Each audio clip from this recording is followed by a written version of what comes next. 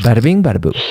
Monday, opening statements for the Diddy trial. There are no cameras allowed in federal courtrooms, so I know you guys often like to watch live streams of trials, but there's no cameras. So I have two Rotten Mango researchers inside the courthouse with me. We are all individually witnessing and experiencing everything that's happening during the trial, individually taking notes, and then every single night we'll come home and regroup and try to find all of the things that we all saw and felt and noted down, because I thought that was the best way, because sometimes we notice things that the other person doesn't notice, and maybe it's like in our heads, we don't know. So these are all the things that we noted on Monday. If you guys are just here for the actual trial and like maybe some of the transcript stuff, skip ahead. This is like the energy inside the courtroom. We sit down. The press is sitting on the right side again. So we are behind diagonal Diddy.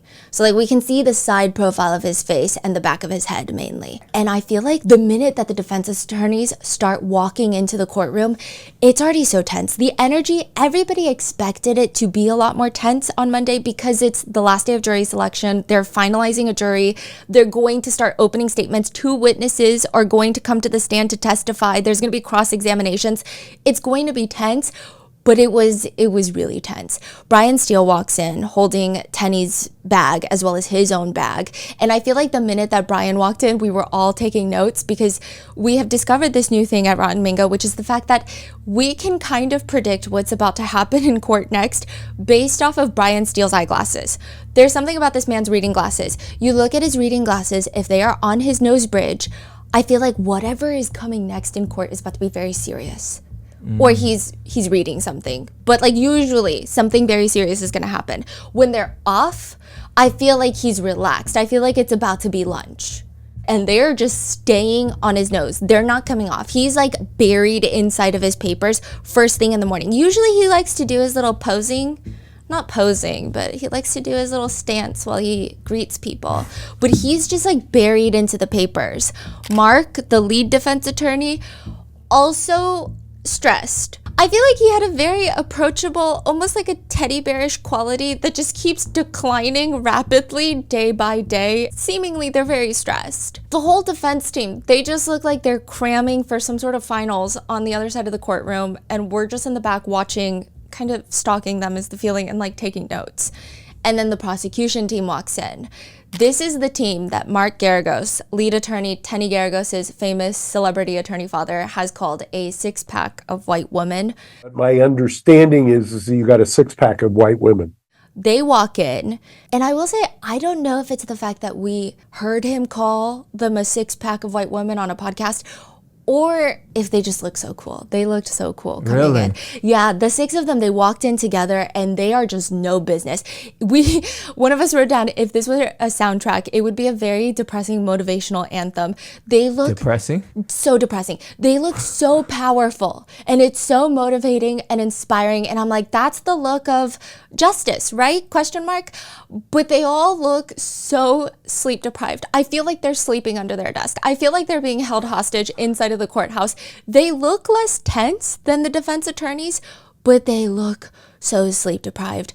All three of us wrote down that the lead on this case, which is Maureen Comey, she was the lead on the Maxwell case as well. She was assigned the Epstein case, but he self-exited in jail, said nobody ever debated. She went to Harvard Law School. She had really intense eye bags on her. And we say that with a lot of respect. But it is worth noting, by the way, that the prosecution, yes, maybe it helps us sleep better at night to believe that they are in it for the sole motivating factor of just insatiable hunger for the justice of the people. Clearly, it's a huge stepping stone for a lot of people. Diddy's own successful defense attorneys have worked for the DA's office at one point. Mark Agnifilo, Alexandra Shapiro, Xavier Donaldson. It's like a pipeline. Oh, they all worked in is it the same office? I don't think SDNY. So I know Xavier Donaldson worked in the Bronx. I don't think that so they were kind of colleagues at one point, right? Alexandra Shapiro did work SDNY, if I'm not mistaken. Yes. So they were ex-colleagues But I don't know if their timelines overlapped, but it is a pipeline. So former prosecutors have a lot of knowledge of how evidence is evaluated, charging decisions are made. I mean, they're pretty good at anticipating the weaknesses in the government's cases. So just having even that relationship with the DA's office is probably successful. which is very interesting to note. That's another thing that's so bizarre, is that I think logically it makes sense when we walk in there, but every single morning we see the lead prosecutor, the lead defense attorney, and all the defense attorneys and prosecutors mingling, chit-chatting, having a good time. You would think that they're just like in the coffee room, like they're working for a corporation together as best buds on the same team. Really? Or like maybe half of them are in marketing and then the other half are in engineering. They just chit-chat like they're good old pals. And then the minute that the judge walks into the room, I feel like they want to kill each other. And it's just like a really weird shift of energy. And logically, it makes sense. It's a job. They're doing their job, but it's still very jolting to experience because, I don't know. I feel like yeah. Like even after the opening statements today, the two attorneys that did the opening statements, immediately after they were like chit-chatting. And I was like, what's going on? Yeah. Now, side note, just to put this out there, I believe the prosecutors make around $150,000 to $200,000 a year. I researched it. That's the number I found, right? It is believed that Diddy's attorneys could be making tens of millions of dollars on just representing Diddy. And I think that's like one of the attorneys, and he's got many attorneys. One TMZ clip, which I think TMZ is a very interesting source for this information because Mark Garagos seemingly has a very close relationship with the outlet, even hosting a podcast on TMZ. So to clarify, yes. Mark is the father of Tenny Garagos. Okay, let me give you a brief recap on lore. Mark Agnifilo is the lead attorney with Tenny Garagos. Mark Agnifilo and his wife Karen Agnifilo are representing Luigi Mangione. So if the name sounds familiar, that's where it's familiar, okay? And then Tenny Garagos is working with Mark Agnifilo, but her dad is Mark Garagos. He represented Hunter Biden, Chris Brown, he's representing the Menendez brothers, Scott Peterson. Yeah, he is a very famous attorney. A lot of people call her the Nepo baby of the defense side, but then like some people argue that there is a Nepo baby on the prosecutor's side. It's a whole thing. So Mark, he's not formally representing Diddy for this trial, but he has a very seemingly long-term close relationship with Diddy, and he has a podcast on TMZ where later, without Mark in the room, TMZ, the outlet, they talk about how one attorney turned down representing Diddy for this case, but the number that they wanted was 10 million. And that's just for one attorney. Some of the attorneys working on the case right now, it is suspected that they asked way upwards of $10 million to take the case. I mean, he was offered $10 million to defend Diddy. And the amount that you just mentioned? Well, yeah, because that was just for one lawyer. That one lawyer asked for way more than 10 million. Oh, really? Way more. Huh. Way so what do you think? What more. do you think? So let's just say these prosecutors are making like $200,000. The defense attorneys could be allegedly be making like $10 million at the very least. Side note, the lead prosecutor, Maureen Comey, her father is James Comey, former FBI director. So she's kind of, I guess if you really want to call her like the Nepo baby of the prosecutor's side, technically, because there was a little bit of a scandal that she got the Epstein case assigned to her really early on into her career at SDNY. But I don't even think that means anything, because when I'm in that courtroom, I feel like both of them could just run miles around me in terms of just cognitive function. It's like not even a question. But I do feel like I could do a deep dive episode lore on every single person working on this case, because the water is deep every single area. The defense attorneys come in, the prosecutors come in, and I think the next notable people, I mean, the pews start filling up, like these rock hard church pews start filling up with people. And I think the next notable people that everybody was anticipating to come into the courtroom were the family, Diddy's family members. They practically walk in birth order, except Christian and Justin are swapped, and they're all holding hands. So it's Quincy, Christian, Justin, Chance, and then the two twins. And I will say, they're all so tall. I don't know why that was like my first impression. That was like my first note. They're all so incredibly tall, and they all do have a presence about them, and they come in dressed like they're going to a gala or something. Not overdressed, but everything was just so sharp and tailored, is the feeling. Now, I will say, Christian Combs, who also has allegations against him, he walks in kind of more nervous. is what we wrote down. He seems to have his jaw clenched. There is this one moment where this could be nothing, this could be a coincidence, this could be me overthinking it, but he's walking in at a later point during the day and he sees one of the sketch artists in the front. She's sketching the family. And he looks not particularly happy about the sketch. Really? Yeah, is what all three of us noted.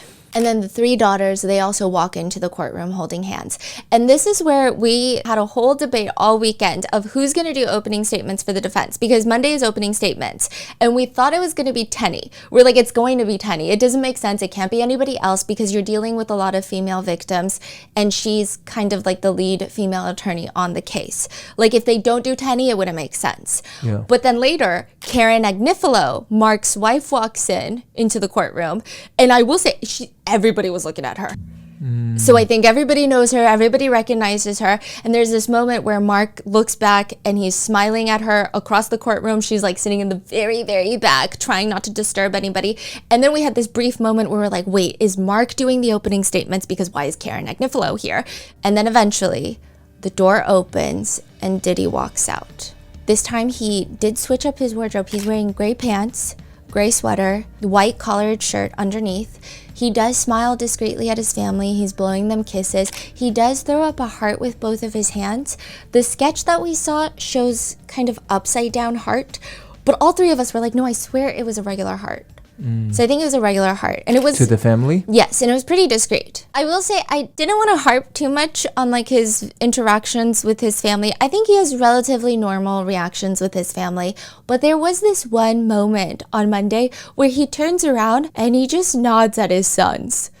And then they nod back. But it's like a very intense nod. I mean, maybe I was mistaken. Maybe they're just like a family of nodders, but it was a lot of nodding. And I'm like, This is like first thing in the morning? no, this is like later in the day. And it's like he's not smiling and they're nodding back. And like the nodding lasts a second. And then there's another point where he whispers what we think sounds or looks like my sons. And then he's just like nodding. So it was very intense. But I know that some of you guys come for trying to feel like the camera is there, because I feel like there's a lot of things, a lot of moments that happen that you could maybe capture on camera that you're not going to get in a court transcript. Yeah, personally, I love it. I think it helps me picture everything really And like clearly. the energy, and I feel like even the energy shifting throughout the day, you can kind of sense it. So we tried our best to collaborate on our notes and make sure these are the ones that all three of us felt, so it's very consistent. Those are the things that we noticed on Monday, but Monday's a big day, so we're just going to get started.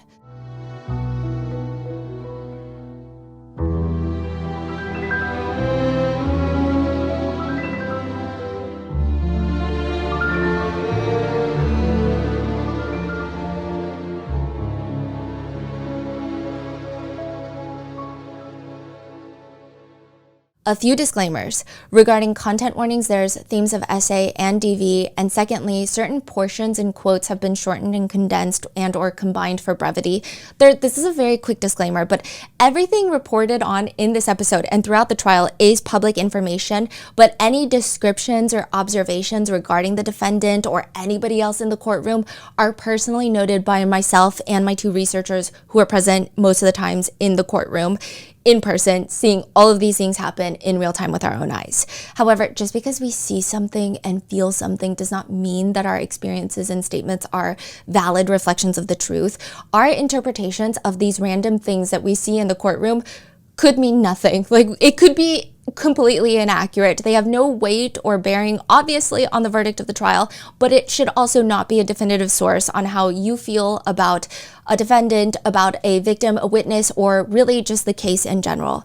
This case right now, Diddy is considered innocent until proven guilty. The burden of proof is the responsibility of the prosecution, and all the crimes that he has been charged with are alleged until a verdict is reached. We did 4 deep dives into Diddy's case in 2024 after his arrest, so if you want to know the backstory on everything, it's going to be in 4 different videos that I'm going to link below. And now we are on the opening statements of his trial. that started Monday, May 12th. We're going to be doing daily updates on Diddy's trial. He is facing 1 count of racketeering conspiracy, 2 counts of sex trafficking, 2 counts of transportation across state lines for the purpose of sex work. He's rejected a plea deal, and he is facing a maximum of life imprisonment if found guilty.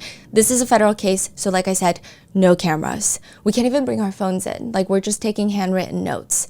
So with that being said, let's just get started. The first part of Monday starts with selecting the jury. So both sides still have to get rid of all of their strikes. Basically, they have a number of strikes that they can get rid of jurors for technically no reason at all. And the minute that these strikes start occurring, it seems very hectic on the defense side. There's an order in which they have to go. The order behooves me, but it's like the prosecutors strike 1, the defense will strike 1 or 2. There's like a very specific order, and there's clearly a pattern that they need to follow, and Mark Agnifilo is not following the pattern. He's reminded by prosecutors, like, I think you were only supposed to strike 1 at that point.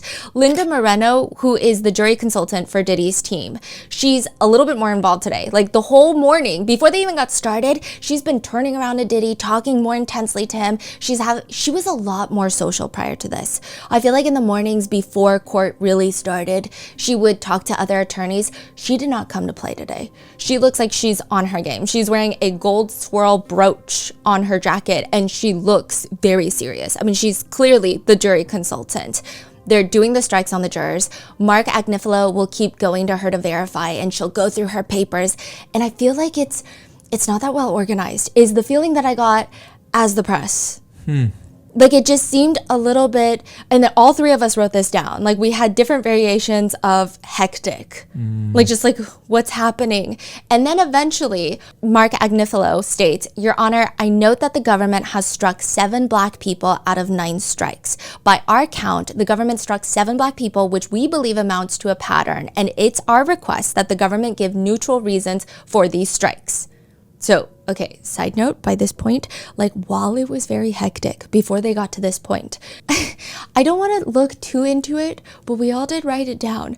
It does feel like every time the defense attorneys are confused or are slightly underprepared or are maybe not on their A game, over the top, doing things before the judge even asks for it, Diddy will look at them, and it's not a menacing way. It's not like a sinister way. He's not staring them down. He's not nodding at them. He just will look at them like, hello?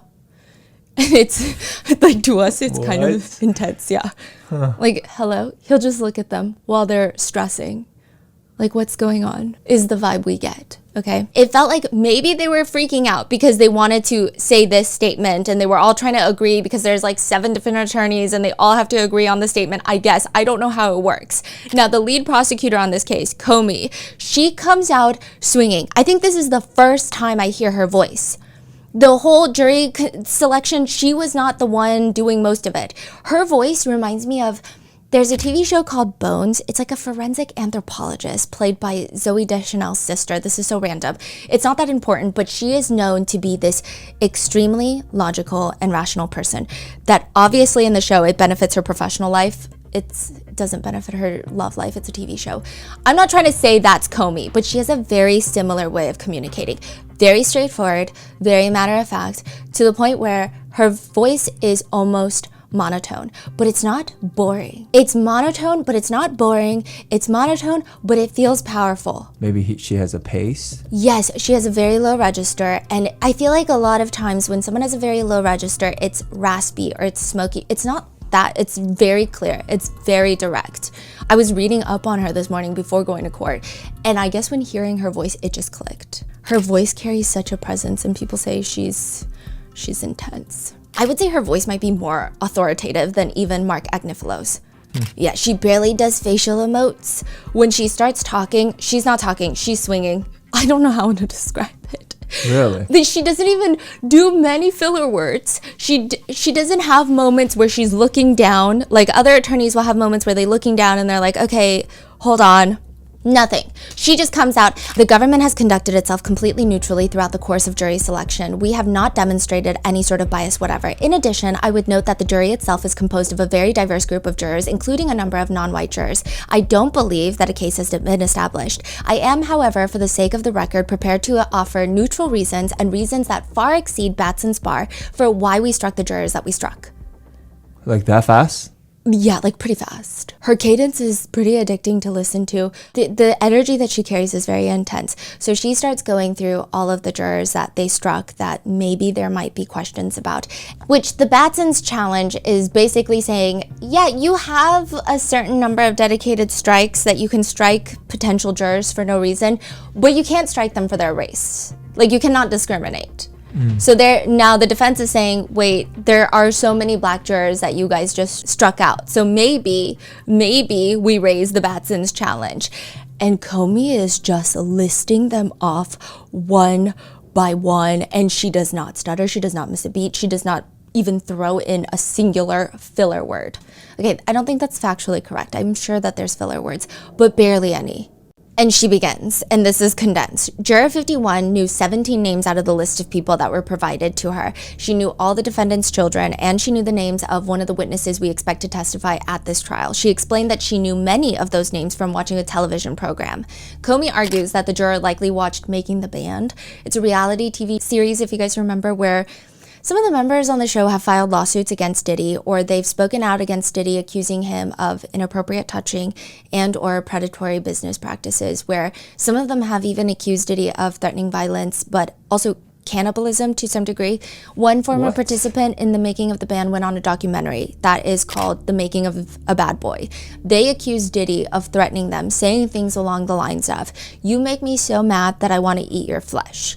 I could go get a crackhead and pay them $20 to smack the shit out of you." Now, to be fully transparent, Diddy and his attorneys have filed a $100 million lawsuit against NBC and Peacock for that very documentary, but take that as you will. Comey continues, "We expect there will be testimony about this during the trial, and she appeared to have favorable opinions of all these people. That raised us to have concerns that she would bring outside knowledge into her deliberations in this case." They also note that she has a fiance that served 4 years in prison, with Comey saying, "There might be some unconscious bias in favor of a defendant who risked incarceration, given that close relative had spent some time in prison. There were the neutral reasons, which far exceed the Batson requirement of any reason, not even a good reason, but these are good reasons that we exercise that strike." As for juror number 216, she states, "We had moved to strike that juror for cause, as your honor might recall. To summarize, he had been arrested 3 times, including for harassing a police officer. He also said that his sister had reported to him that she had been abused in a domestic violence situation, but he had said that he had not been there, so he couldn't know who was right, and he couldn't know whether to believe her. That also raised red flags for us about how he would evaluate potential victim testimony in this case." Side note, he also did refer to the police as assholes, but she continues. So again, that very easily clears the bar of any reason. There are good reasons why we exercise that strike. Our 4th strike was a juror whose ex-husband had spent 21 years in prison for attempted murder, and she had not broken the relationship as a result of it. She remained close with him. Comey also mentions that that juror said that she worked with people with bipolar and manic disorders. She said that she believed that everyone with bipolar or manic disorder have some sort of trauma. Now, the prosecutors state that there will be some text message evidence where the defendant's behavior is described colloquially as bipolar or manic, so they are concerned that that juror might bring those outside experiences and infer that the defendant is traumatized. Then the 5th strike. The juror has 2 brothers who did time in prison for felony convictions. Also, he admitted that he watched news about the case the morning of jury selection, which concerned the prosecutors. They said it was strange. Okay, so this juror wanted to be on the jury, but he said if he serves, he's going to lose 30% of his income, but that's okay. And they felt like he expressed no concerns about losing that much money. She says, quote, "That made us worry that he has an agenda and is trying to get on this jury." Again, easily clears the bar of any reason. Those are good reasons to exercise that strike. Then another strike, she says, "I believe we moved to strike this individual for cause given his English language difficulties. He also had a nephew who he said was a gang member who had been in prison for about 2 years, I believe, for being involved in shooting a police officer." Then another alternate they struck for being in the same high school as Diddy, or having gone to the same high school for not the same time, but just in case. And she states, so the totality of those reasons, in addition to the reasons that we moved on for cause with that juror, again, easily clears Batson's bar of not just any reason, but good reasons. Which, side note, I do think that there's a lot of room for healthy debate on jury selection and including or excluding jurors based on their bias against police officers. I feel like a lot of people have been talking about, in today's age, how do you even find a jury where people have not had somewhat negative or fully negative interactions with police? So I do believe that's a larger conversation that I don't necessarily know I'm the most qualified for right now or the most well-versed in. However, in terms of the law, it does appear that the prosecutors came just ready for whatever the defense was about to put out, because even Judge Arun says, so the defendant's challenge under Batson's is denied.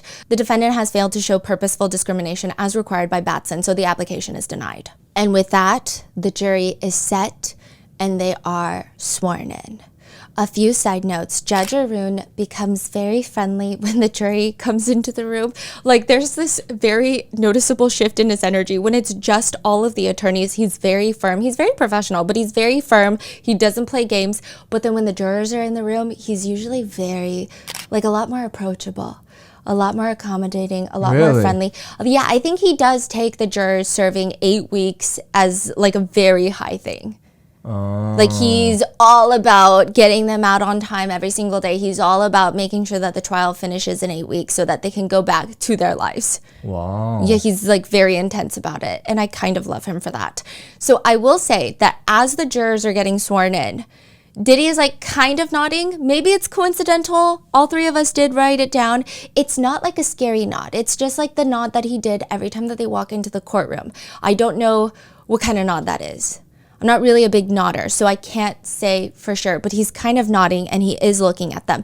And another thing that we noticed, and again, maybe it's coincidence, maybe it's opinion, maybe my eyes are deceiving me, but there's this moment where, okay, well, the whole day, actually, Brian Steele and Diddy, I feel like they used to have best friend necklaces cut in half type of energy, and I feel like this, they were a little bit more stressed today.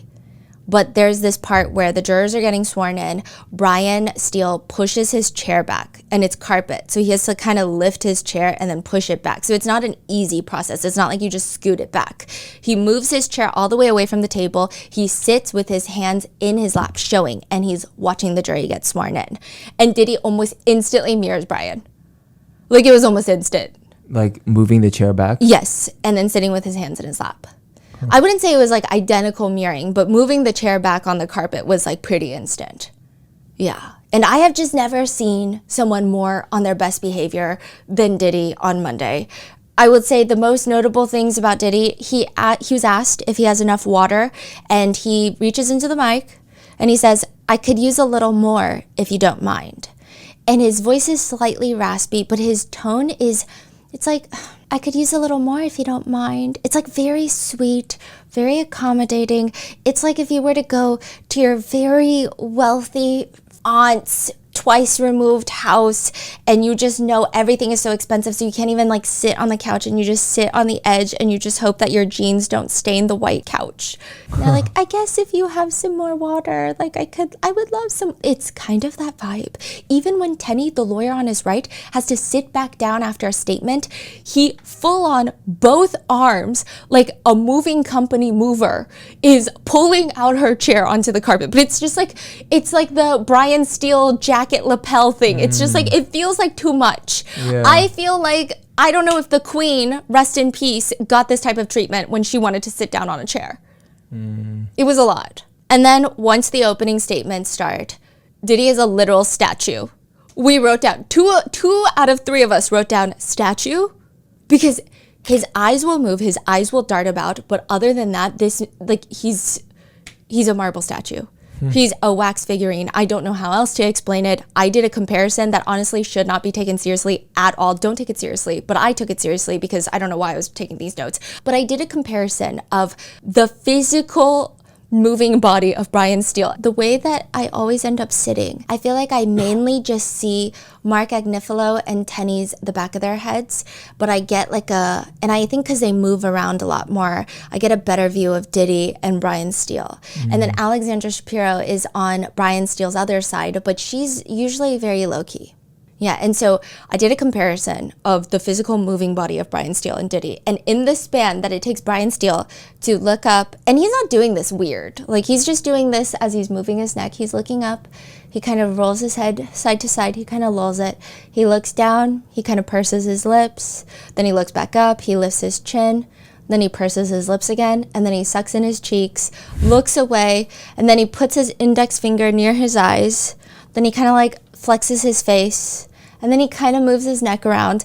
And in all of that, Diddy has not moved, but his eyeballs inside of the sockets. Like, he is rigid, and his back is not even to the back of the chair. So his back is erect, and he's like statue rigid. Wait, this is during opening statement? Or? Yes. Oh. During opening statements, very rigid. Now, opening statements, the podium where the attorneys are going to be speaking directly to the jurors is literally facing the jurors. I would say the first row of jurors, you could reach out and caress their hair. You would not be able to do that. I think you would get kicked out of court, but like that's how close it is. And usually opening statements, they say it's a very good way for the defense and the prosecutors to build rapport with the jury, build credibility, sell their story, shape the jurors' perceptions. And I'm going to try and describe everything and be your camera. The prosecutors start. Diddy is focused on the prosecutor. His back is straight, his head is up. He's scooted the chair all the way up, so his stomach is touching the table at this point, and his posture is good, well, erect, and his elbows are resting on the table, and he is just watching in full focus. Later, he will readjust where he leans into his chair, but he's still watching the prosecutor intently during the opening statements.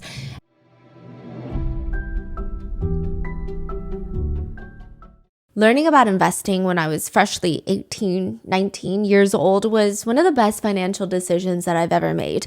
Investing isn't just Wall Street and rich clients. Everyone can invest, and it is the best time to learn because April is Financial Literacy Month. That's right. So they've made this whole month reminding you to finally take control of your money. And good news is you don't need 30 days. Acorns makes it easy to start saving and investing for your future in just 5 minutes. You don't need to be an expert. Acorns will recommend a diversified portfolio that matches you and your money goals. You don't need to be rich. Acorns lets you get started with the spare money you've got right now, even if all you've got is spare change. Sign up now and join the over 14 million all-time customers who have already saved and invested over $25 billion with Acorns. Head to acorns.com/rotten or download the Acorns app to get started. Paid client endorsement compensation provides incentive to positively promote Acorns. Tier 4 compensation provided. Investing involves risks. Acorn Advisors LLC, an SEC registered investment advisor. View important disclosures at acorns.com/rotten.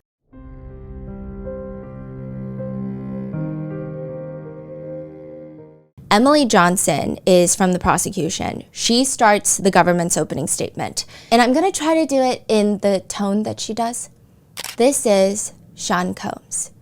To the public, he was Puff Daddy, or Diddy, a cultural icon, a businessman, larger than life. But there was another side to him, a side that ran a criminal enterprise. Okay.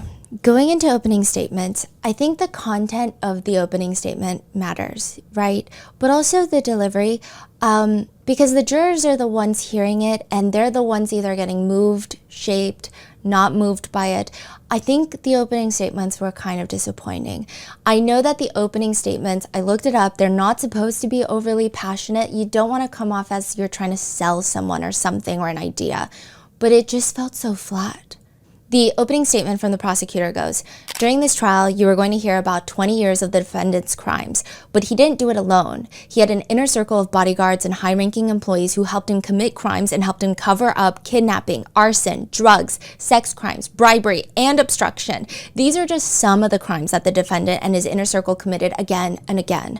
You are going to hear about all of them during this trial. Let's start now with just one night. The prosecutor states the defendant was on the hunt for his girlfriend, a woman named Cassie. For years, the defendant physically abused Cassie. He also sexually exploited her, forcing her to have sex with male escorts while he watched and recorded it. She also doesn't make a lot of eye contact with the jurors, we noted, and she seems to be more so reading. But that night, the defendant learned that he had lost control of Cassie. He found out that Cassie was seeing another man.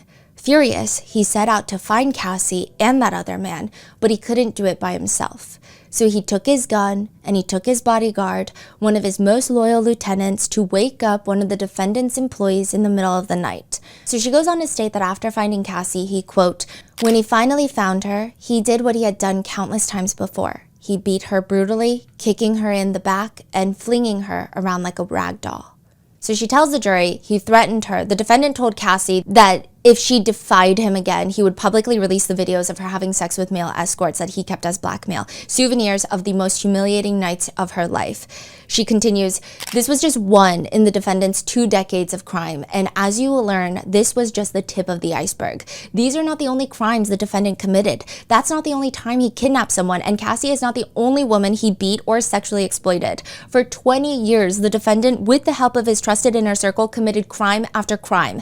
That's why we are here today. That's what this case is about. 20 years of crime is a lot to cover. So at this point, Diddy did shake his head a tiny bit. No? About the 20 years. I don't know if it's about that. Maybe there's a fly. I don't know. Maybe it's coincidental. I will say, though, the opening statement did not evoke any emotions, considering how emotional I feel like a lot of the allegations are.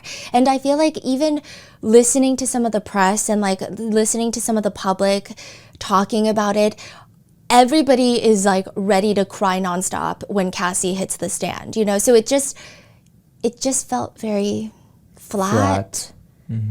Considering how like emotional people already feel about the case.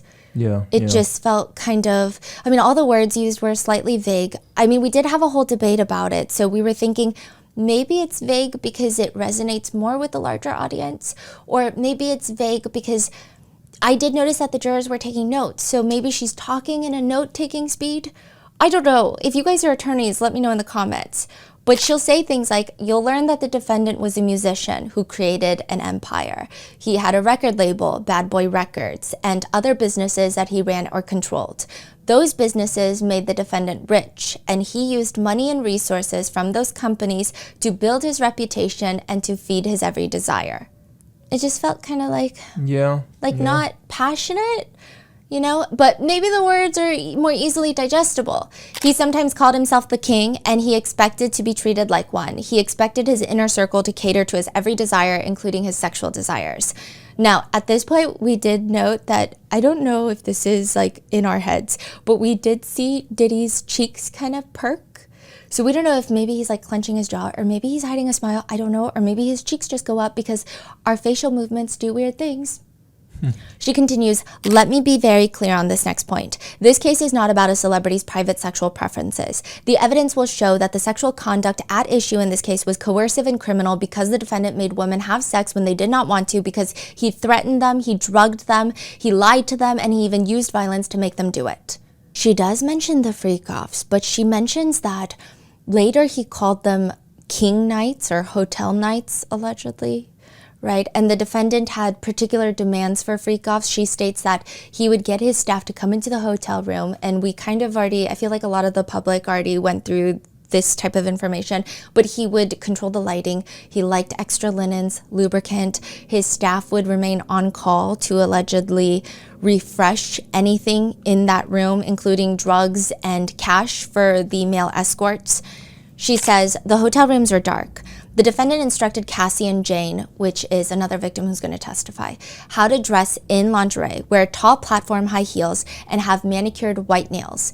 The defendant selected drugs for Cassie and Jane to take, usually MDMA, also known as Molly or ecstasy. She says the defendant fed Cassie and Jane drugs throughout the freak-off so that they could stay awake and perform for him for hours and days at a time. So she talks about how Diddy and Cassie met when they were 19 years old. Well, Cassie was 19 years old, Diddy was 17 years older, and he signs her to a 10-album deal with his label. They're on and off dating from 2006 to 2018. The defendant starts abusing Cassie early on. Initially, Cassie fights back. This is like through the prosecutor. The prosecutors allege that Diddy was incredibly violent with Cassie. So these are a lot of the allegations that I feel like the public already knows about. But then they also state the defendant also introduced Cassie to freak-offs early on. Soon the defendant made it Cassie's job to find and book escorts for freak-offs. Freak-offs that were happening as often as once a week for days at a time. Meaning that for almost half of every week, Cassie was in a dark hotel room, high and awake for days, performing sex acts that she did not want to on male escorts. Wow. Cassie will tell you how she felt like she was choking when the defendant made an escort urinate in her mouth, and how she overdosed at a freak-off when she still had an open wound on her face from the defendant's most recent assault. The prosecutors state that if Cassie didn't do what the defendant wanted, the consequences were really severe.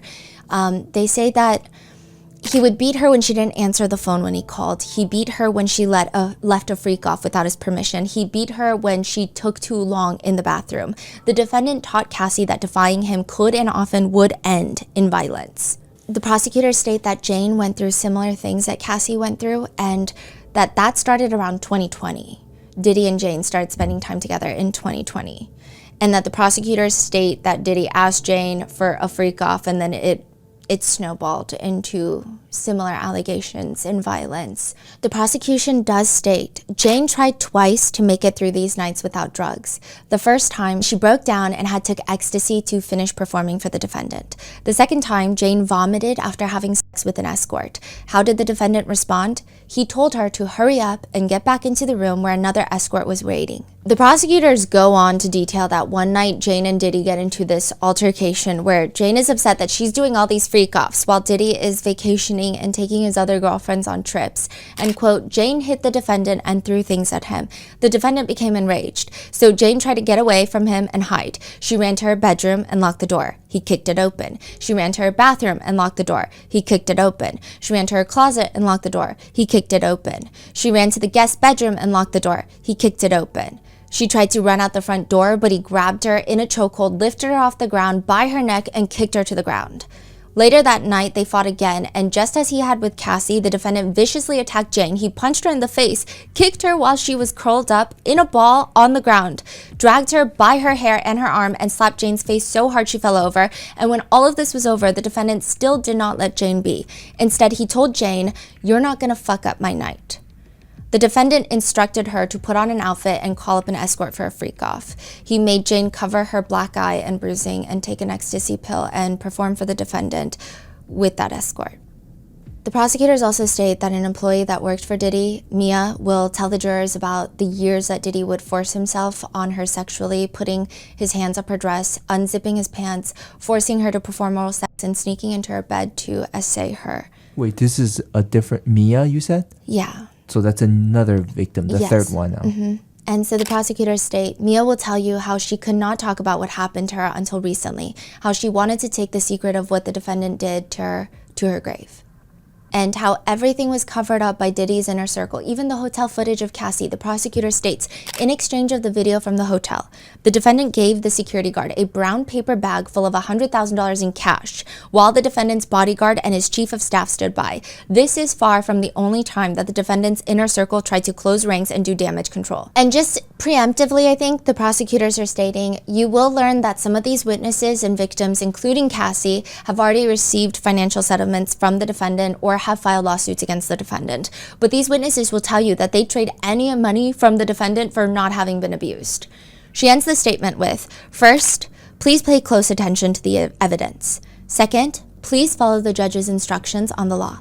And third, please use and trust your common sense. If you do all that, you will reach the only verdict that is consistent with the law and the evidence in this case. That is, the defendant, Sean Combs, is guilty. It was not as powerful as I think what it could have been, but I don't know. I felt like we had this whole conversation about it I feel like we've heard a lot of other opening statements in other cases that had a lot more emotion. I don't know if maybe this is so high profile that they tried to keep it as professional and unemotional as possible. I don't know. If you know, let me know. The whole time near the end, Diddy is, in what we thought in our notes, eyeing Tenny, his attorney on his right, like her paper as if he's copying her homework. And then immediately after, Tenny Garagos gets up to do the opening statements for the defense. She's wearing a white turtleneck, a black pantsuit that's completely pleated in the back. She is, I would say, much more in control when she walks up. She doesn't look like she's reading as much as the prosecution did. She's looking at the jurors more often. She seems a lot more prepared than the prosecutor did during the opening statements. One thing that I did notice that a lot of people noticed where I was sitting is that it appeared that she had white nail polish on. I know, like in the last one, I was like, I feel like it was pink. In her interview, it looked pretty white. And I was like, I don't know if it's me. But then like both my researchers were like, no, it looks really white. And that's a choice she made. I guess, yeah. If it's white, Yeah. it's a choice. Yeah. Let me read you parts of her opening statement. Good morning. Sean Combs is a complicated man, but this is not a complicated case. This case is about love, jealousy, infidelity, and money. This case is about voluntary adult choices made by capable adults and consensual relationships. This case is about real life relationships, and the government is trying to turn those relationships into a racketeering case, a prostitution case, and a sex trafficking case. It will not work. I think given the circumstances of the allegations, the accusations, even just the hotel footage, I think a lot of people can't think of many other ways that maybe Tenny Garagos could have done an opening statement, but yeah, she continues. You will hear the evidence. You will get the truth. You will see the witnesses and evaluate them one by one. And finally, the story about this case can finally come out. Why do I say that? I say that because this case is not about what you've heard on the news, read in the news, or have seen on social media for the past year and a half. This case is not about what civil attorneys looking for a payday are trying to make my client out to be. There has been a tremendous amount of noise around this case for the past year, and it's time to cancel that noise and hear and see the evidence that will be presented in this courtroom. The story of Sean Combs is a fascinating one, but it is a human one. We are going to tell you his story over the next 2 months in this courtroom. So by now, you've heard the government say a lot of things about my client. It's time for me to introduce you to him. His name is Sean Combs, and at this point, I almost peed myself because Diddy stands up, and it's kind of abrupt. I wasn't expecting him to stand up. It feels okay. So there's two ways that we are trying to describe it, and we don't know which one's more accurate. So the first way, it almost feels like maybe because he was so statuesque the whole day, he forgot how his limbs move, and then he just shot up out of his chair like a little rocket heading into space. Or it feels kind of like a military roll call. Just shoots up, back straight, posture straight. And I do think it's awkward because it's not like I don't think he can just wave at the jurors. That comes off very high, right? So he just stands up. Okay, and she's like, his name is Sean Combs. You may have heard of him by Puff Daddy, P. Diddy, Puffy, Diddy, but standing in this courtroom at 55 years old, in the same place he was born and raised, he's going by the same name he was born with, Sean Combs. My name is Tenny Garagos, and I'm one of the attorneys honored to represent him. By this point, he sits back down. His hands are folded in his lap. The prosecution will bring in those same employees and others into this courtroom and have them testify that Sean Combs has a temper. And when he drank or when he did the wrong drugs, he would get violent. My client is not proud of that, but it is one of the many things we are going to own and fully admit right up at the front of this trial. Sean Combs has a bad temper. He sometimes gets so angry or so jealous that he is out of control. You will see evidence and you will hear some testimony that does not portray my client in a good light. You will hear some text messages, some voice notes, and some witness testimony that may make you think, I don't think this guy is a great guy. I don't like how he just lied to his girlfriends. I don't like the things he just said in that text message.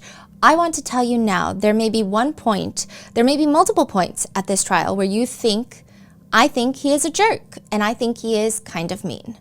But he is not being charged with being mean. He's not charged with being a jerk. He's charged with running a racketeering enterprise. I did peek at people in the courtroom. Okay. The press, or you're talking about the families? Public.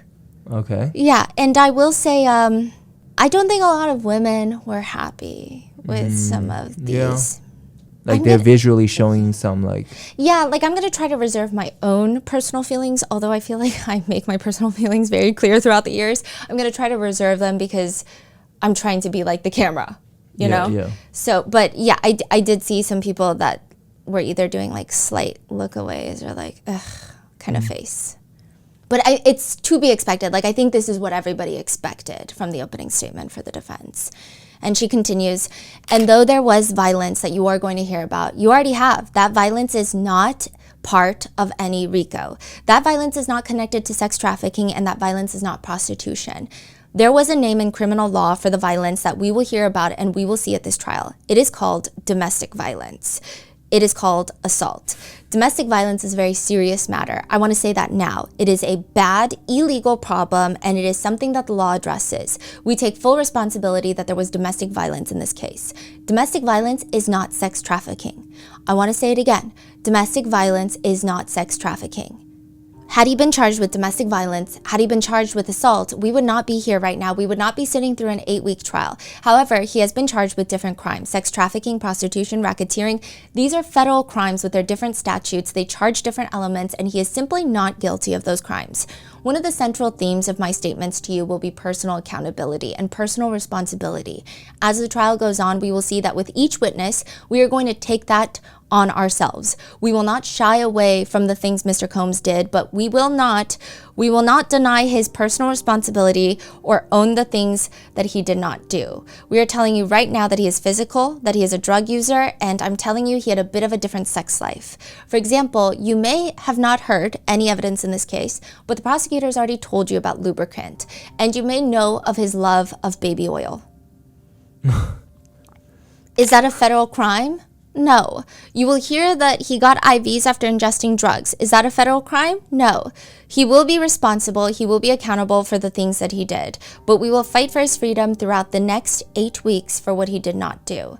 And he cannot be the only person in this case who accepts personal responsibility and accountability for his actions. The alleged victims who will testify in this case are capable, strong, adult women. They are all getting something each of them wanted from him and from being in a romantic relationship with him. And those adult, capable, strong women will have to take on the same level of personal responsibility for their lives that he is going to take on for his. When any person in life makes an adult choice, that is a free choice. A free choice has pros, it has cons. You may think there are better choices, you may think there are worse choices, but that does not eliminate the personal responsibility behind those choices. And each of the women you will hear from, they all had the personal responsibility and the freedom to make the choices that they made. You will hear from these women, you will see these women, you will meet them, they will sit in that witness chair a few feet away, and you will evaluate them for yourselves. You will see that they are capable, you will see that they are strong, you will see that they made free choices every single day for years. As you are listening to the evidence and you listen to them testify, I want you to ask yourselves, what are all the ways that this individual had the ability to make that choice?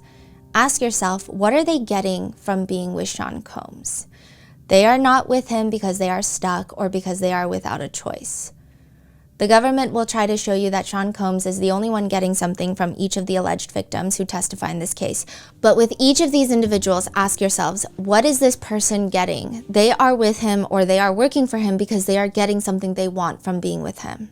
Now, with each person, that something may be different, and it usually is, but with each person, they are all getting something. Combs is one of those men that I'll submit to you, we all know. The evidence is going to show that he is somebody who never married, but he needed to always have a woman around. He is a many woman man. He has 7 children by 4 different women, and he is the kind of guy who is always in relationships. In fact, he was always in multiple relationships. But critically, he was not always honest about the fact. And you'll find that even when women knew he was in multiple relationships, this would drive a primal jealousy in people.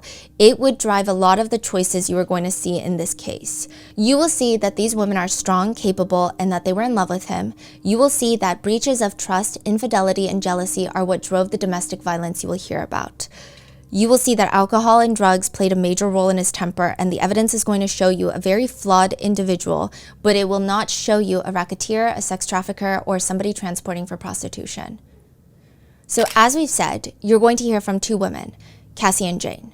This case is in large part about his sexual relationships with these 2 women, and you're going to hear that they went to private hotel rooms to engage in what I expect some witnesses at this case to call the swingers lifestyle, which is essentially just a fancier terminology for threesomes by adults. You might hear about his kinky sex or his preferences about sex that may make you uncomfortable and may not be what you like to do in your own bedroom. But you are not here to judge him for his sexual preferences. You are not here to judge him for all purposes. You are here to evaluate whether the government can prove beyond a reasonable doubt what they actually charged him with. They cannot. But as you evaluate the evidence in this case, remember that he is not being charged with being a flawed individual or having a flawed relationship. The defense states that Cassie started dating Diddy while he was still in a relationship with Kim Porter, the mother of his 4 children. They state, after the two fell in love and started dating, she broke up with her producer boyfriend, but Combs, for his part, did not break up with Kim. He remained in a public relationship with her, and that is something that caused extreme jealousy with Cassie. He continued that relationship with Kim Porter until her tragic, untimely death from pneumonia in 2018. Regarding the hotel video where Cassie is seen in the hallway being assaulted, they say, this assault happened almost 10 years ago on March 5th of 2016. I expect that we are all going to see this video many, many times throughout this trial. You are going to see it later today, and I expect you to see it many more times throughout this week. You're going to see it a lot, but I want to start by saying two things. First, what Combs did to Cassie in that videotape is indefensible. It is horrible, it is dehumanizing, it's violent, it's virtually every bad word you can think of, and while it's dehumanizing and violent and terrible, the second most important thing is that it is not evidence of sex trafficking. It is evidence of domestic violence. You will see that it's also evidence of the central theme in this case, which is jealousy. That's what the videotape will show you. So the defense states that what Diddy really wanted that day was the phone, and that the DV is over the phone and not because of sex trafficking. Further asking, what causes a fight about a phone? We can all use our life experiences to show us that. Phones keep the secrets of infidelity. And you will hear that there was another fight even later that year, again, about a phone. The defense states that the two of them stayed together for 2 years after that hotel footage, and the real reason that Cassie and Diddy break up, according to the defense, is that they were on and off for years. Finally, they break up because, according to the defense, Cassie was very jealous and broke up with Diddy and then started dating her now husband. And then eventually Kim Porter passes away, and the defense states, then in November of 2018, Kim Porter tragically passed away from pneumonia. Knowing that Combs would be distraught and wanting to be there for him, she did everything she could to be there. She came to his memorial service at his home. She flew to Kim's home state of Georgia to be at the funeral. Don't lose the sight of the fact that amidst a breakup, all the way at the end of 2018, she flew to a funeral service to be there for him and support him and his family during this trying time of their lives. And at the service, at their home, Combs, to a group of loved ones, former employees and others, and to many people who on social media were paying respect, said, and I quote, "Kim was my soulmate." In Cassie's presence for everybody to hear. He said, she was my soulmate. The end of the relationship between Cassie and Combs is important, and I want you to focus on the evidence of how and why it ended. When Combs publicly stated Kim Porter was his soulmate to all the people around him who were there, for the first time maybe ever, Cassie realized all the things she would not be. I expect many witnesses at this trial to tell you she wanted to be Combs' wife. I expect even she may tell you that. That is what she spent 11 years trying to get, and in one day, it became very clear to Cassie she was never going to be that. And if she was never going to be Combs' wife, if she was never going to be the love of his life, then she would leave. And that is what she did on her terms, her choice, for reasons that for her were the right reasons. The defense does state when she made the decision to leave, there were no repercussions, as the government hinted. She made the choice to leave. She communicated it to him, and then she ran into the arms of another man, which a lot of netizens felt like that part was very interesting, but continuing.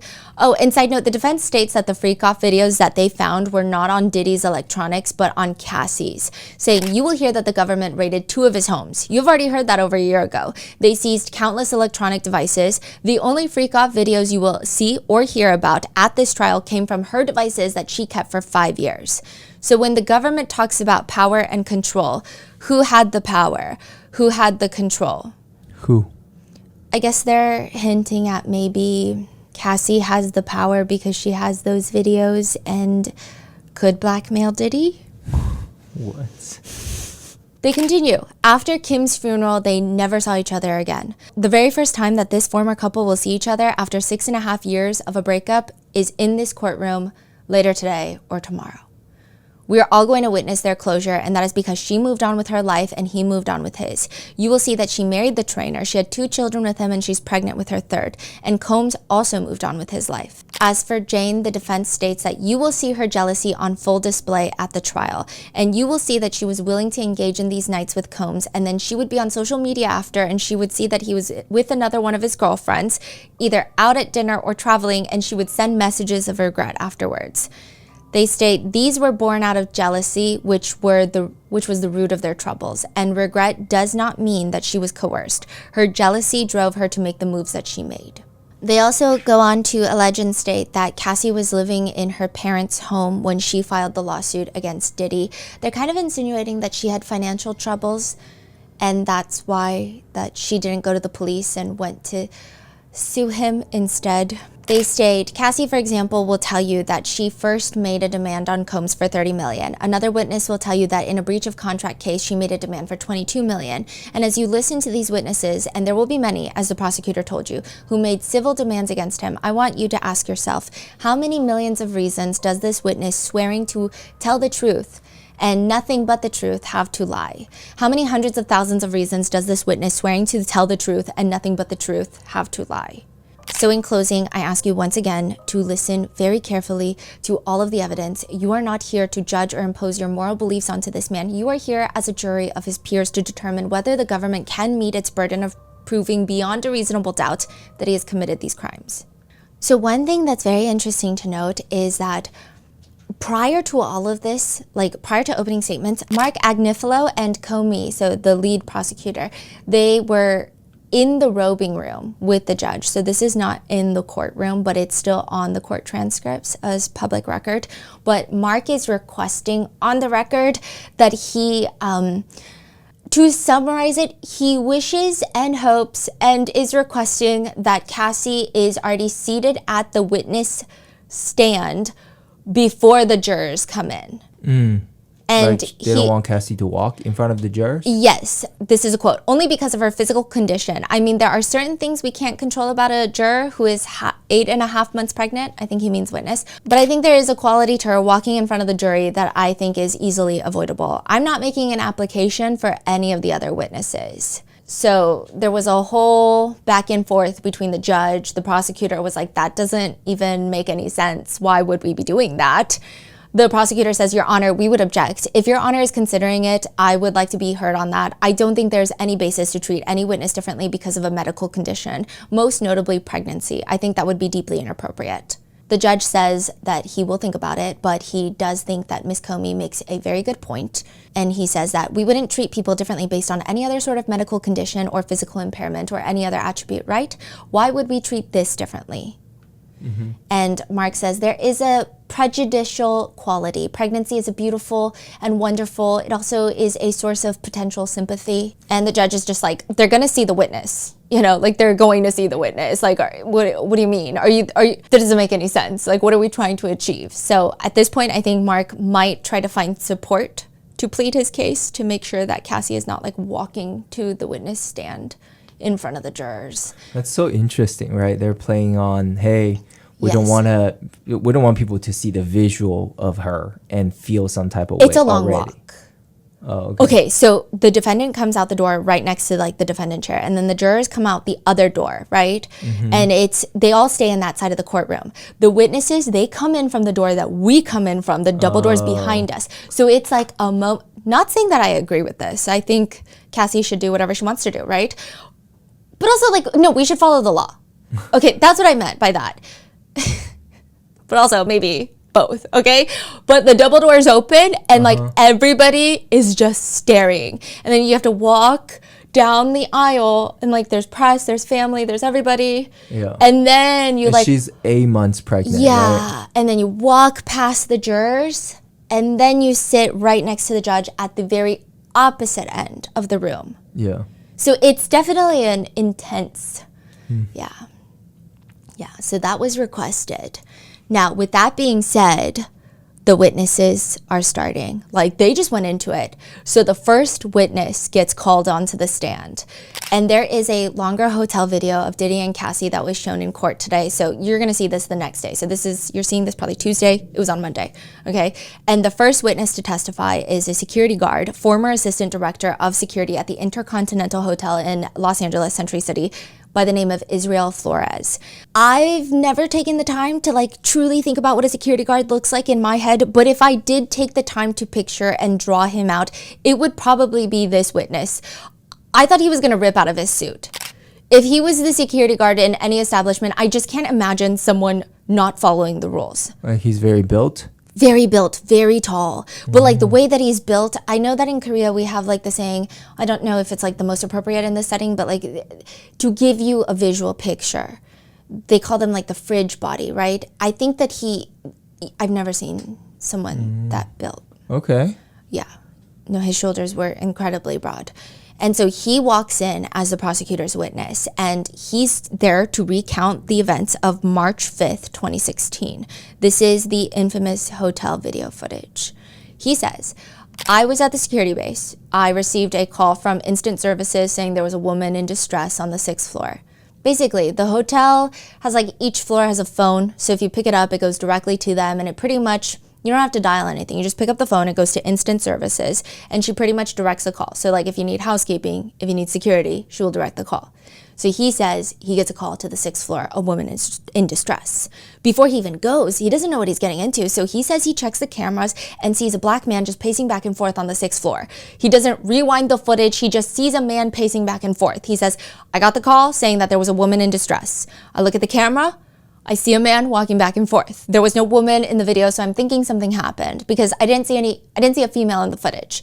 So I wanted to get there as fast as possible to make sure that nothing was going on. When he gets to the 6th floor, he responds to the call. He says, when I got out of the elevator, I observed a male and a female in the elevator lobby of that floor, the elevator area.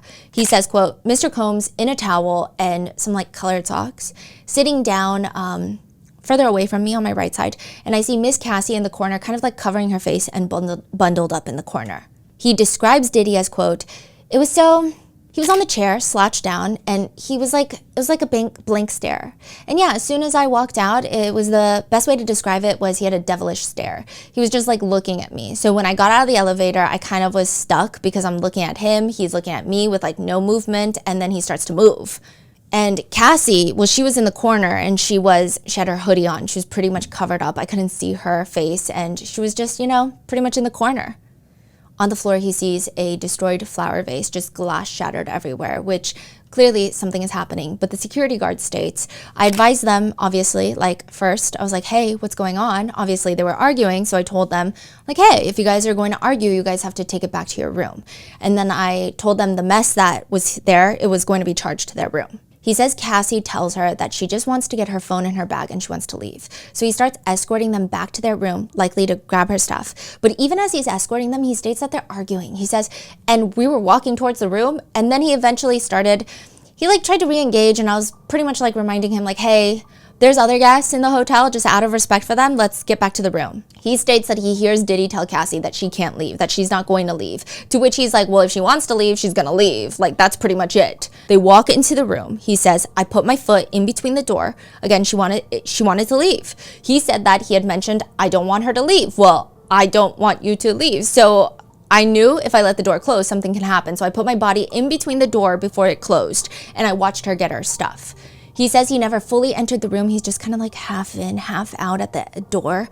And then he does see majority of the room. And he does notice that there's a man in dark clothing sitting on the corner of the bed in the room. He doesn't recognize him. He's clothed. He's doing nothing. He's not talking. So he says, he was fully clothed, male, black. He wasn't engaging in any conversation with either of them. And he was just sitting on the corner of the bed. He says while he's standing there, there's a lot going on between Diddy and Cassie. He says, so they were going back and forth. First, she was you can't leave. Then he was telling her to leave. So it was just back and forth between the both of them. Ultimately, Cassie leaves the room. Quote, so after she left, I told him hey, stay in the room. Again, everything is going to be charged to your room. As I started walking away, he called for me and he said, hey, turn around. He said, hey, I turned around and he's pretty much holding a stack of money. Pretty much. I don't know. That's the best way I can describe it. He was just pretty much telling me hey, take this, don't tell anyone, pretty much. The witness says he felt this was a bribe to not tell anybody. And as for the cash itself, okay, I did the math. He describes it as being he holds up his pinky and his thumb. So then I stuck my pen that I was using in between my pinky and my thumb. And this man has ginormous hands. This is a pretty big dude. So I imagine it's actually bigger than my pinky and my thumb. But I measured the pen and then I calculated how much it would be. So he describes the top bill was a $100 bill. And the rest he doesn't know because he didn't go through it. He didn't accept the money. But I did the math. If it was a stack of all hundreds, that's $120,000. Dang. To be what he described. If it was all 50s, $60,000. All 20s, $25,000. 10s, $12,000. 5, $6,000. And if maybe it's just 100 on top and all dollar bills, it would be $1.2 thousand. So he just pull out like 120 grand of cash, just like, Yeah. whoop, here you go. Yeah. And regardless, well, that's what the witness claims, right? Now, the witness turns it down. He says, I told him I don't want your money. Just go back into your room. Everything is going to be charged to your room and stay in your room. And I left. He says after declining a mortgage, he just goes downstairs to find Cassie, where he notices her in the valet area. He says that he hasn't seen any footage. So he only knows that there's a broken flower vase. There's some sort of disagreement happening between the couple. He starts asking her what happened. He notices that she has a purple eye. And then he says, I asked her, did he do that? Do you want me to call the cops? And all she kept saying is, I just want to leave. After speaking to her, she didn't respond to any of my questions. She was just saying, I want to leave. I want to leave. And when I offered her like, hey, the cops can go to the back of the building. Nobody's going to see. She just kept saying, I want to leave. So there was no victim there. Obviously, nobody was pressing charges. And then by the time I did draft up the email, everybody was gone because Mr. Combs had already left. So when she leaves from the valet area, he goes back up with his manager to talk to Diddy. And he claims that he goes into Diddy's room, and the way that his friend manager talks, he likes to hold his phone up to his chest, almost like he's recording. And he claims that Diddy starts freaking out, thinking this man is recording him. So he's like trying to grab the phone. He's like, are you recording me? He's like reaching for the phone. The security guard pins him up against the wall, and he's like, what are you doing? Eventually, the whole situation de-escalates because he's like, I'm not recording. Like, I can show you my phone. And it de-escalates. In the incident report that was entered into evidence, it states that after he was shown that there was no recording, Diddy de-escalates and that he just felt scared. Like, I guess that he was going to lose everything was the general consensus.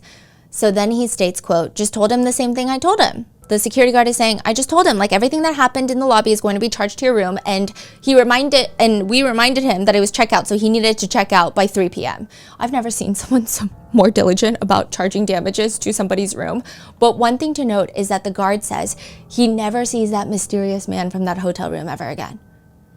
Like, he wasn't there when they went back. So they leave the room, they take pictures of the broken glass, the broken vase on the 6th floor. The guard will eventually send those attachments along with his incident report to the hotel staff and security. Now, there are a few things that he leaves out of his incident report, like the random man in the room, to which he explains he was irrelevant. Like, when I got there, he wasn't at the incident. Like, when we got to the room, he didn't talk to nobody. He was just someone that was there. Which, side note, the incident report, when they showed it to the press, there is a part where, this is the quote, where Diddy says, I just don't want to lose anything and I could lose it all. That's the alleged quote that was written back in 2016 by the security guard into the incident report. So did he say that to him? Allegedly. Now, he does take videos of him arriving on the 6th floor. The security guard takes videos of him arriving on the 6th floor to see Diddy and Cassie. So at this point, he hasn't seen the actual assault footage because that would require him to rewind. He just wants to see when he starts interacting with Diddy. He said that he wanted to take a video of the camera monitor because he didn't think that his wife would believe him. He said, again, I was going home, and if I had told my wife, hey, this is what happened, she wouldn't have believed me, so here's a video. The video of him, it was played in court, and it was pretty uncomfortable because it's clearly just for his wife, but he's giggling when he sees himself exit the elevator. And then at one point he zooms in on his dress shoes and goes like hella shiny shoes or something along those lines. Now, there is more to the hotel footage, but it's generally like the same stuff that we saw, just different angles. I do think that this situation, the security guard could have handled it a lot worse, but yeah, I guess that just makes me sad for Cassie, I guess. Because after he takes these videos, he just kind of moves on. And his whole thing was, Cassie didn't want to file a police report. She didn't want to press charges. What could I do? Diddy already left. It's not like, this isn't really my hotel that I'm running. I took these videos for my wife. And then the incident just kind of left his mind for a little bit. The cross-examination starts because the direct examination was done by the prosecutors because he's the prosecutor's witness. But Brian Steele walks up to the podium in his candy cane colored tie. This is like his very first cross-examination. I will say that he does have a presence when he cross-examines. He has kind of like a Southern flair. It's not overly Southern. It's not like, because I know a lot of Southern attorneys, they can fall into the Southern religious leader trope that a lot of attorneys talk about, but apparently he is not one of those. The first question that he focuses on with the security guard, though, is on the incident report, you said that you have to cover who, what, why, where, when, what. And Brian Steele says, and the reason that you do every detail is because, or significant detail, is because it's important because later other people who did not witness what you witnessed may want to review your notes. That's fair to say? Yeah, the hotel staff, yes. Brian Steele argues that the incident report is to memorialize the incident because it's been 9 years. Now, I would like to ask you a couple of things about that report, that incident report that you did. Just explain, if you don't mind. You mentioned that when you got off the elevator the first time, you get off the elevator approximately 11:14, 11:15 a.m. Pacific time that day? Okay, you described Mr. Combs as having a devilish, scary look on his face. Do you remember saying that to the jury? Yes? Where in the report do you describe Mr. Combs like that? That's my opinion, so it had nothing to do with the incident. Okay, that has nothing to do with what happened that day? Is that what you're saying? Yeah, with the incident. That is just your opinion now. Correct. No, it was my opinion then and now, but you didn't put that in your report. Again, it was my opinion. Answer my question if you don't mind. It's not in the report, true? No. So Brian Steele then brings up the next thing that was not included in the incident report. Now you say that the young lady Cassie has a purple eye. Do you remember telling the jurors that? Yes. Tell the ladies and gentlemen of the jury where in your report, if you need to see it, it's no problem, you wrote that she had any type of discoloration in her eye. I don't recall that on my report. They bring up the incident report. Point to the jurors and where you say that Cassie has a purple eye. It doesn't. He's like, I couldn't hear, I apologize. It doesn't. It doesn't. Now, that would be significant, wouldn't it? Yeah, because you have to know if somebody gets injured on your property. That's important for not only you, but your coworkers to know, true? Correct. Then he has the guard read through the second paragraph of the report, which reads, and then when we went, so he's saying that when he took Diddy and Cassie back to the hotel room, he, quote, Miss Cece was told to leave by Mr. Combs, so she did. And so Brian Steele is like, do you see that? Yeah, at that point, I didn't believe it was a significant fact because, again, they were just going back and forth. So I'm not going to put something like he told her off. I'm not going to say that. Like he said leave eventually and then she left. So you wrote down what you just said that Mr. Combs told Cassie to leave. Yeah. And she left. But you didn't write down that Mr. Combs told her that she could not leave. Yeah, because it's not important. That's him just telling her don't leave and me telling him she's going to leave and then he says you're going to leave. So of course I don't put he told her that she needs to leave. Officer, if it's not important, we're talking about 9 years later. Yeah. You remember the unimportant detail 9 years later, but it's not important enough. I remember most of the incident, sir. He also tries to briefly bring up the idea that perhaps maybe the bribe, or what the guard thought was a bribe, was perhaps just Diddy paying for the damages of the hotel room through cash. And then he's like, we don't accept cash, basically. Brian Steele also gets the guard to talk about how he pinned up Diddy up against the wall for freaking out about that alleged, believed recording, right, that his manager was taking. And he says that he put his forearm up to Diddy's chest and then pushed him up against the wall. But the incident report reads, when I grabbed his hand, I told him to back off as we took his hand away from the MOD, like the manager. To which, yes. Brian Steele is trying to argue that he doesn't remember clearly or making stuff up or just challenging his credibility. Okay, I think the jurors are under a different set of rules than everybody else is, right? The court of public opinion is always different from the court of justice. I think that Brian Steele is probably doing the best with what he's given, but I think after, we watched that footage 5 times in the hotel room or the hotel lobby. I don't know, the security guard could have lied that Pikachu was falling from the sky, and I don't think that it would have, at least in a lot of public opinion, I don't think that it would have changed much. Got it, yep. But I know, technically it's the charges that's being argued, not the domestic violence in the video. But it was just, it just felt like not as serious after watching that video to be like, but why didn't you put it in the incident report? But again, I think that he was doing the best that he could. However, they also kind of have a back and forth about the hotel room itself. The security guard is stating that it's a room where he saw the man on the bed. Brian Steele is stating that it's a suite with the living room, so he wouldn't have been able to see a man sitting on the bed if he was only half into the room, because there's another door that leads into the bedroom. The security guard is saying it was a pull-out sofa then. And it's just like this back and forth. And then eventually Brian Steele is like, did you realize that this was a presidential suite in that hotel? And it felt like a very big moment where I was like, oh my gosh, it's a presidential suite. Something's about to happen. And then the security guard just hits back, like just quip. Presidential suite on the 6th floor on the corner? I don't think so. And then we just like never go back to the presidential suite. It irked me so much. I tried calling the Intercontinental Hotel. They're closed because I'm like, I need to know now if it's a presidential suite. I don't think it was, from what I can tell. I don't know, but it does seem like there's lots of suites in the Intercontinental Hotel. It's very complicated, but they're closed. They're being renovated. But eventually it is redirected with Prosecutor Slavic, where the guard explains that he didn't include every single detail in the incident report. And so I guess that explains the purple eye, the other things that he didn't include. But not only that, he also explains that he did not believe that Diddy was high or on drugs at the time. He states that he seemed pretty sober. And they start playing that hotel video footage again, because I think the one of the bigger arguments with Brian Steele's cross is that he just but he was trying to argue that the incident report says that Diddy told Cassie to leave. Right? And the prosecutors, they go up, they start playing the video, the hotel footage where Diddy grabs Cassie by the hoodie, slams her down, stomps on her.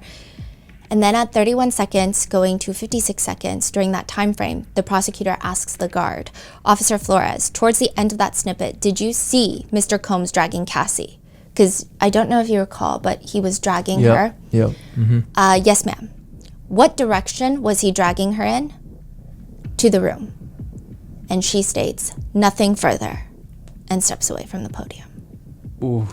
And that is the first witness. So I know you guys are probably hearing about the second witness that went up and testified. He was someone that participated in the so-called freak-offs with Cassie and Diddy, and he's been testifying, and there's been like a lot of salacious stuff that's been coming out and a lot of like headline snippets of his testimony. We're gonna do that tomorrow because his cross-examination hasn't been completely finished, and I feel like it's only fair to show both, if possible, at the same time. And then I also know that Cassie is testifying, so yeah, stay tuned for that. Let me know in the comments, what are your thoughts on the first witness? Do you think that it really mattered much? And also the opening statements, I do think a lot of people are upset by both parties. I feel like the internet is upset by the defense's opening statement, which was to be expected. I think a lot of people inside the courtroom like kind of expected that, but then were kind of disappointed because a lot of people had high hopes for the prosecutor's opening statements.